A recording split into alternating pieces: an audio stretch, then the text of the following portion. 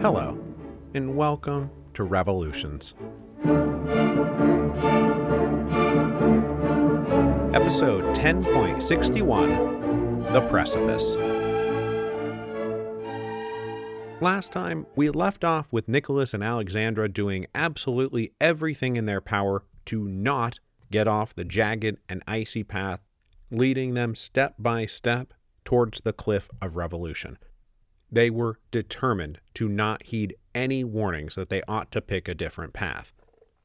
Now, even at this late stage, there's a possibility that they could have averted going over the edge that was now plainly visible just up ahead. But even had they done it, had they stopped, turned left or turned right or turned around or done whatever, it's possible there was actually now no way to avoid what was coming. That the giant avalanche of social unrest was barreling down the hill at high speed, and there was no time left to get out of the way, and it was just going to sweep them off the cliff no matter what. Can you picture it? They're kind of like walking along a mountain path, and there's a cliff, but also an avalanche. Yeah, I promise this makes sense in my head. So this avalanche that's now barreling at them was composed of all the accumulated social, economic, and political anger and frustration that's been building over the past few years, and frankly over the last few decades. Russia was, after all, a society that had gone through a major revolution just 12 years earlier, and that revolution had not really resolved anything. Now, I like this avalanche metaphor too because it properly invokes one of the last major revolutionary factors that was added to the mix here in the winter of 1916-1917, the incredible freezing cold. As has happened in many of our revolutions, the 1780s and the French Revolution, the Hungry 40s leading up to 1848, climatic conditions played a crucial role in the Russian Revolution. The winter of 1916-1917 was one of the worst on record, and certainly the worst since the war began. Average winter temperatures in Petrograd at the time usually hovered around 40 degrees Fahrenheit, so just above freezing. In January 1917, those average temperatures were 10 degrees Fahrenheit. In February, they were going to drop to 6 degrees Fahrenheit. Over in Moscow, the average was 2 degrees. That is just 2 degrees Fahrenheit. This is all way below freezing.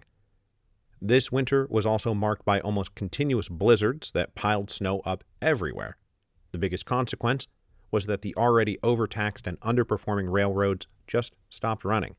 Trains couldn't move because there was too much snow covering the tracks and there were not enough workers to clear them. And even if the snow wasn't blocking the way, trains could freeze in place, literally unable to build up enough steam to move. The climatic conditions took the dysfunctional transportation network and turned it into a non-functional transportation network. Over the winter of 1916-1917, something like 60,000 railroad cars that would have otherwise been loaded with food and other basic necessities did not move. So obviously, this is big trouble for the urban population, which was already deep into dealing with the double whammy of inflation and scarcity. And the specifically fatal problem in January and February 1917 was the amount of fuel needed to keep the fires and ovens going. Right on the eve of the February Revolution, a government inventory of Petrograd found that there were 9,000 pounds of flour out there in various warehouses, and they concluded the food situation wasn't that bad. But there was no fuel. The bakers couldn't turn the flour into bread, so it was just sitting there, these giant piles of cold powder. The lack of fuel also led factories to intermittently shut their doors, which meant the workers couldn't work, which means they were not getting paid, and they were quite literally being kicked out into the cold with no money to buy the no food that was available anyway. So upshot of all this, the population of the cities of Russia, and Petrograd in particular, are hungry, irritable, angry, freezing, and afraid. Strikes, demonstrations, marches, and meetings become a recurrent feature of daily life. On January 9, 1917, the 12th anniversary of Bloody Sunday, 100,000 workers went on strike in the capital. And after that, it seemed like there was some kind of action taking place in Petrograd nearly every day of the week. A similar mood of hungry, irritable, angry, and freezing fear also took hold in the rank and file of the Army and Navy. Now, many of the worst logistical and supply issues that plagued the military in 1914 and 1915 had been resolved for the munitions and war material shortages. But the problem of food shortages was hitting the military as hard as the civilian population.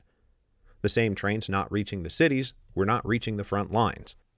And of course, the soldiers were starving and frozen in the middle of a traumatically brutal war. By January 1917, the Russian army had amassed 6 million casualties, that's 6 million, killed, wounded, and missing. Discipline was now incredibly shaky. Most of the original officers had been killed. Those who had been promoted were usually in way over their heads, trying to control way more soldiers than anyone had any right to expect, and frankly as angry, hungry, and freezing as their men.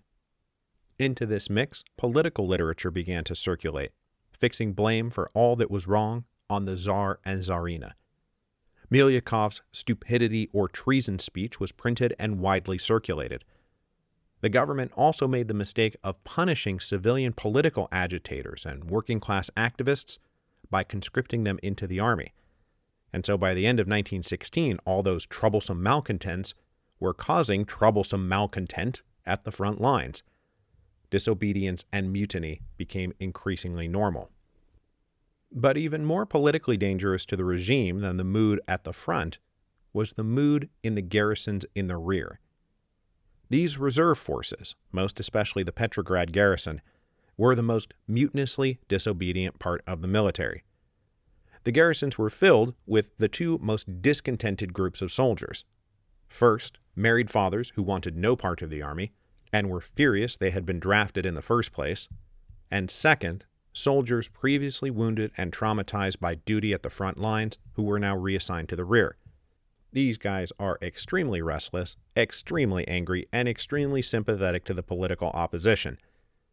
As social unrest acutely grew in the urban centers over the winter, these rear garrisons almost uniformly sided with the people against the government and the police. And back in October 1916, there's actually an incident in Petrograd where striking workers clashed with the police, and soldiers cheered on the people from their vantage point of their base. And then, as we saw last week, George Buchanan tried to warn Nicholas that in case of revolution, he could not expect his soldiers to rush to his defense. Nicholas tried to buck up his restless troops by issuing a manifesto where he implored them to stay strong and stay the course. That's what he was going to do. The war had gone on too long, but they couldn't give up until the war was won. He wrote, "The time for peace has not yet come. Russia has not yet performed the tasks this war has set her: the possession of Constantinople and the Straits, the restoration of a free Poland. We remain unshaken in our confidence in victory."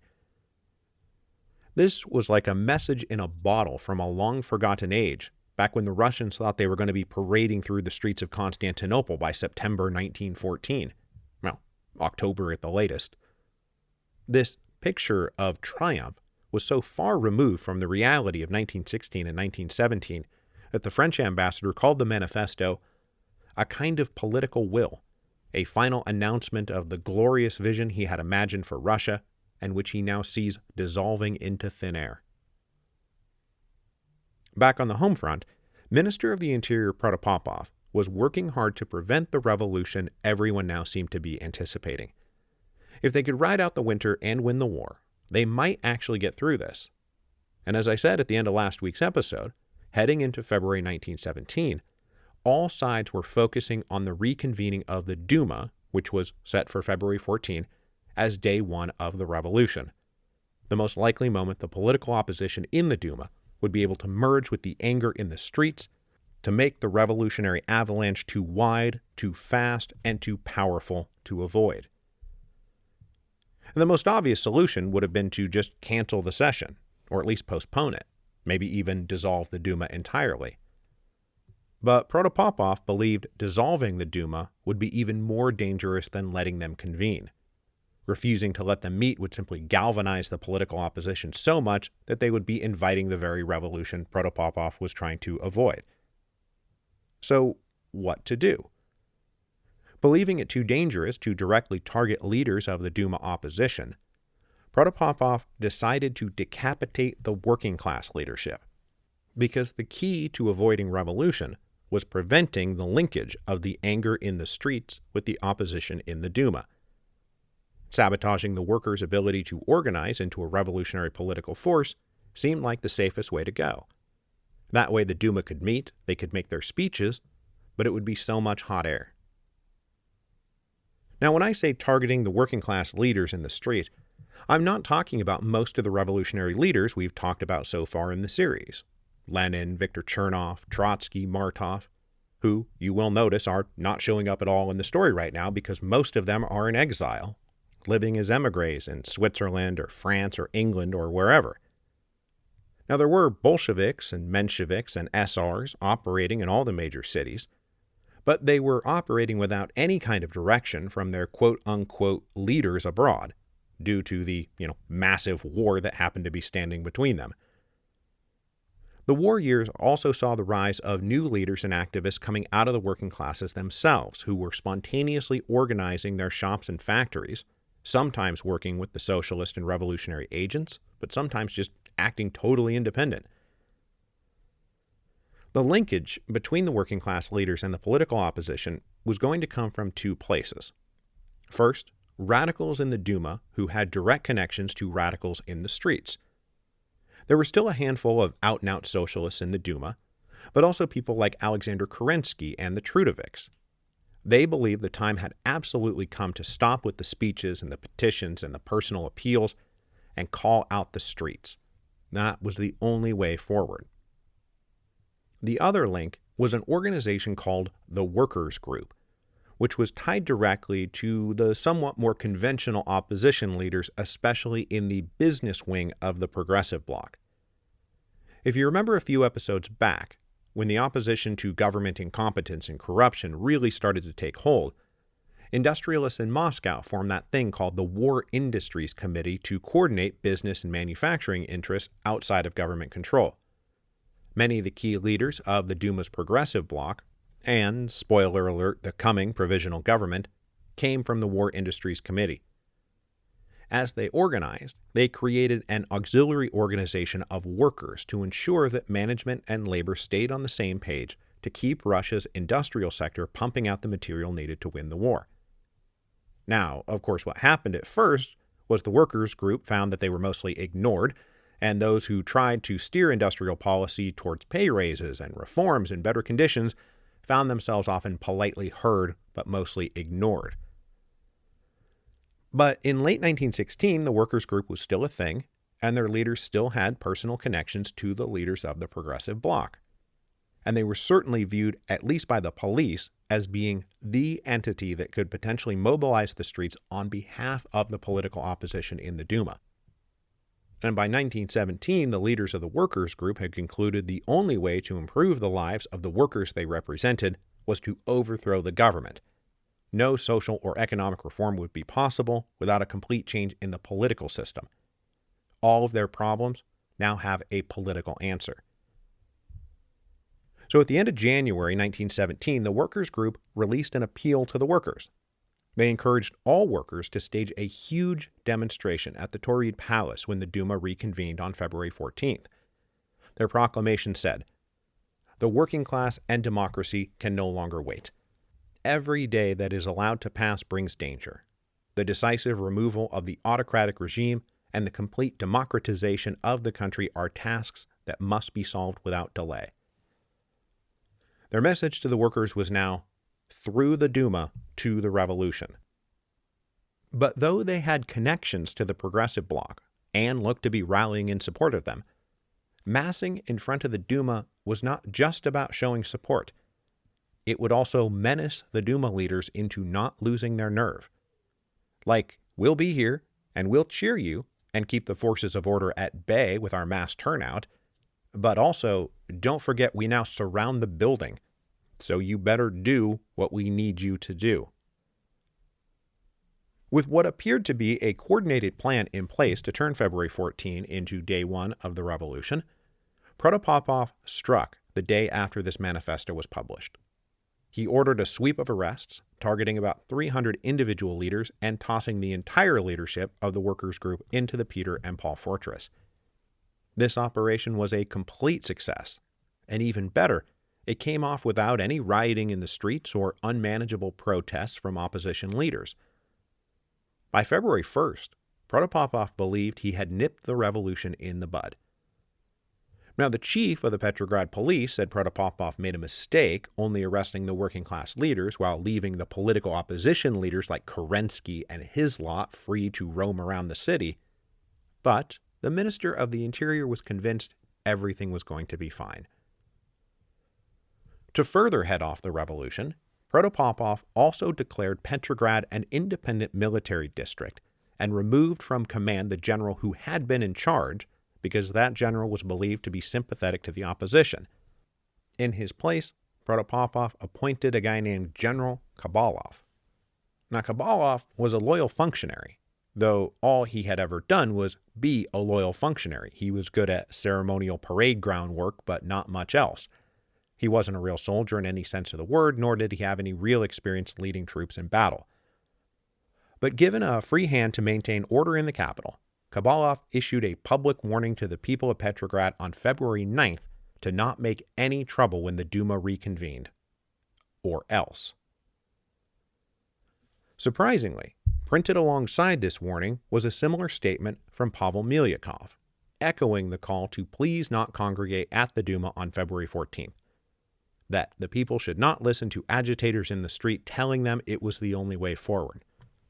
Milyakov said, "I will only direct the attention of the workers to the fact that the bad and dangerous advice which is being distributed in their midst apparently emanates from very murky sources."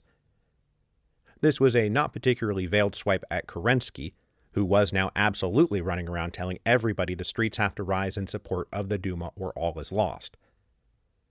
Kerensky was afraid more cautious leaders like Milyakov were going to let this moment pass by being too afraid to pull the trigger on endorsing popular protests.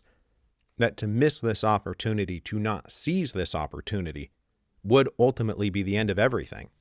That they would just be stuck living under a bunch of incompetent tyrants, even though everyone now agreed they were just a bunch of incompetent tyrants. On February 10th, 1917, Mikhail Rodzenko, the chairman of the Duma, met for the final time with Tsar Nicholas. He found the Tsar brusque and dismissive. All Nicholas would do was vaguely hint that maybe after the war and after all the disturbances had died down, that then he could reform things. But to do so now would be to signal weakness. It couldn't be like he was being forced to do something against his will. Nicholas said, "I will do everything afterwards, but I cannot act now." And that's a big problem. Nicholas is focusing so much on not looking weak that he has completely missed the obvious fact that he is at this moment very, very weak. Sometimes when you're weak, you have to do things you don't want to do to survive.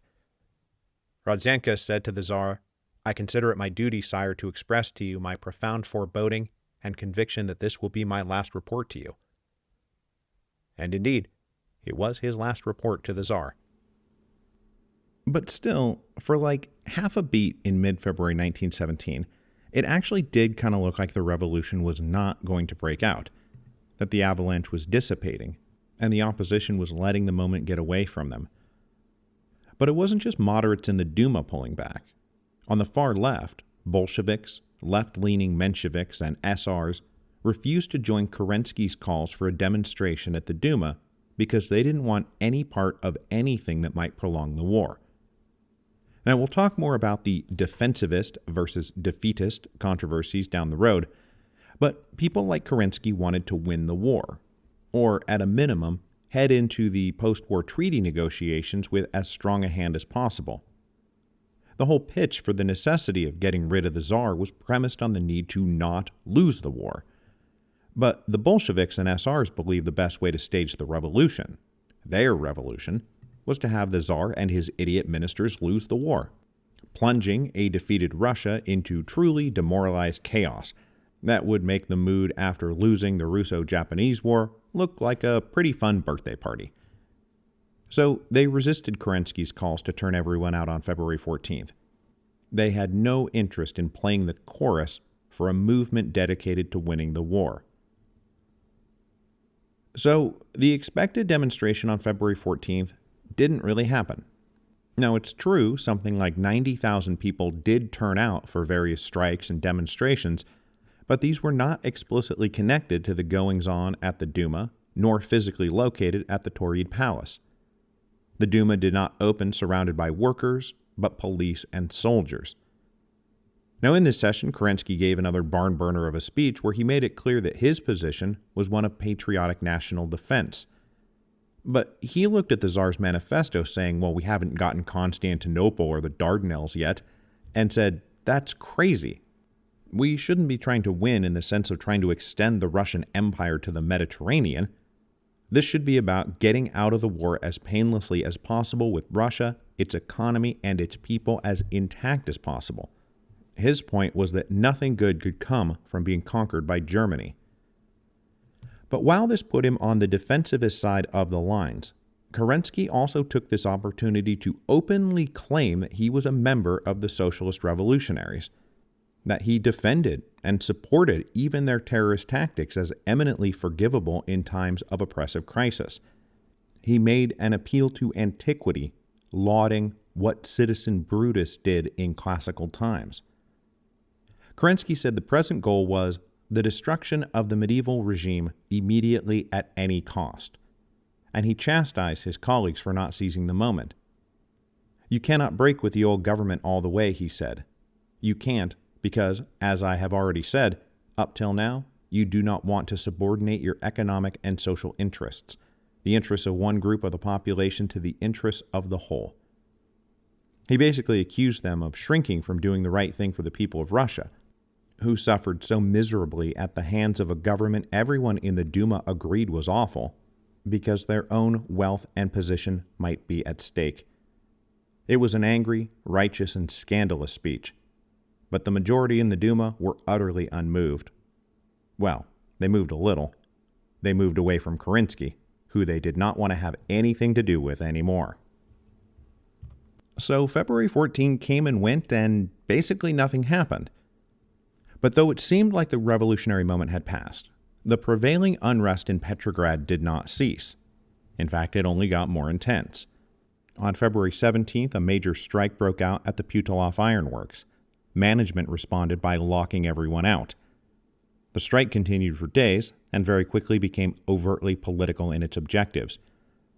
The Putilov workers sent deputies from their strike committee to other factories to maybe try to get a general strike going. They also met with Kerensky and told him, we tried to keep industry going in the name of the war of national defense, but the lockout has radicalized everyone and made them more militant than ever. They said the workers were conscious that it was the beginning of some sort of major political movement. They considered it their duty to warn the deputy about it. How this movement would finish, they didn't know. But to judge the mood of the workers around them, it was clear to them that something very serious could happen. Then a rumor started circulating that the government was about to start rationing bread. It would be 1 pound of bread per adult per day, which is not nearly enough to live on. The news spread throughout Petrograd, causing a run on food, to the extent that there was any food left to be had. And I know I've mentioned a few times that all the store shelves are empty, but now, my God, they are really super empty. People were panicking, people were scared, and people were angry. Meanwhile, Minister of the Interior Protopopov took this moment to turn into the Jules de Polignac of the Russian Revolution. Polignac, you will recall, was King Charles X's infamously blithe minister from the Revolution of 1830. He's one of the reasons the Revolution of 1830 happened. Protopopov believed everything was now well in hand. After February 14th, he exhibited supreme confidence that everything was just gonna work out. He believed that all the coup plots were a bunch of hot air, and to be fair, he wasn't exactly wrong about that. He also believed that the sweep of arrests he had made of the workers' group leaders had headed off the revolution. He believed General Kabalov's warning had taken the wind out of the Duma's sails, and the army should be used to attack the Russian people.